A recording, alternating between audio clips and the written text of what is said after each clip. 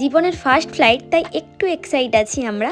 কিন্তু প্রথমবারে যে এরকম অভিজ্ঞতা হবে আমরা সত্যি ভাবতে পারিনি। দুপুর 12টার সময় বাস ধরেছি, কিন্তু বাসটা ধর্মতলাতে পৌঁছয় 3:30টার সময়। যেখানে আমাদের 1.5 ঘন্টা সময় লাগে, সেখানে আমাদের 3.5 ঘন্টা সময় লাগিয়ে দিয়েছে এই বাসটা। এমনিতে আমাদের লেট হয়ে গেছিলো, তারপর তাড়াহুড়ো করে আমরা অনলাইনে ক্যাব বুক করি। সেখানে উঠে আরেক কাণ্ড, আমাদেরকে বললো তোমাদের 2 নম্বর গেটের কাছে নামিয়ে দেবো, কিন্তু 2 নম্বর গেট থেকে এয়ারপোর্টটা অনেকখানি। আমরা বললাম আমাদেরকে তো ভেতরে দিয়ে আসতেই হবে। বললো তাহলে তোমাদের এক্সট্রা চার্জ পড়বে। আমরা বললাম যে কোনো কিছু না ভেবে যে যত যাই পড়ুক মানে আমাদেরকে তোমরা ভেতরে দিয়ে এসো, কারণ অলরেডি অনেক দেরি হয়ে গেছে। তখন বাজে 4:30, আর যেহেতু 6টায় ফ্লাইট, আমাদেরকে 2 ঘন্টা আগে ঢুকতেই হতো। 1.5 ঘন্টা টাইমার পড়ে আছে। ওখানে গিয়ে জানতে পারলাম 1 ঘন্টা ফ্লাইট লেট। একটু মনে স্বস্তি পেলাম। গাড়ি থেকে নামতে এয়ারপোর্টটা দেখে মনের মধ্যে একটা অন্যরকম ফিলিংস হচ্ছিল।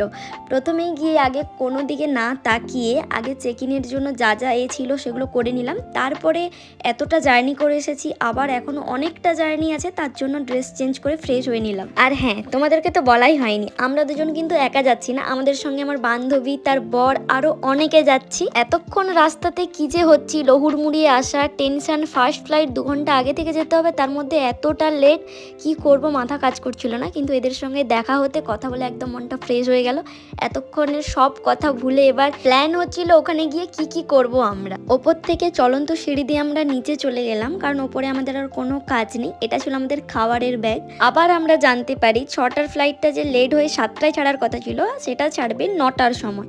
তো আমরা কি করব বুঝতে না পেরে চলন্ত সিঁড়ি দিয়ে এধার ওধার করে গোটা এয়ারপোর্টটা আমরা ঘুরে ঘুরে দেখছিলাম। হ্যালো, আর এই যে মহিলাদের মধ্যে ইনি যাচ্ছেন, আর এই যে ইনি, আর এই যে ছোট্ট বাচ্চা, আর সঙ্গে আমি।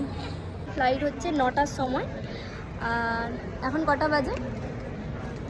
7:41। মানে আমরা বসে বসে বোর হচ্ছি। জীবনের ফার্স্ট ফ্লাইট, তাও আবার এরকম ভাবে। আমাদের যেন মনে হচ্ছে এখানেই আমাদের ডেস্টিনেশন, আর অন্য কোথাও আমাদের যাওয়ার জায়গা নেই। এত টাকা দিয়ে খরচ করে কি এটা আমাদের ডেস্টিনেশন হতে পারে? আমরা যাচ্ছি দিল্লি। ভেবে গেলে আর উঠা যাবেন জানো।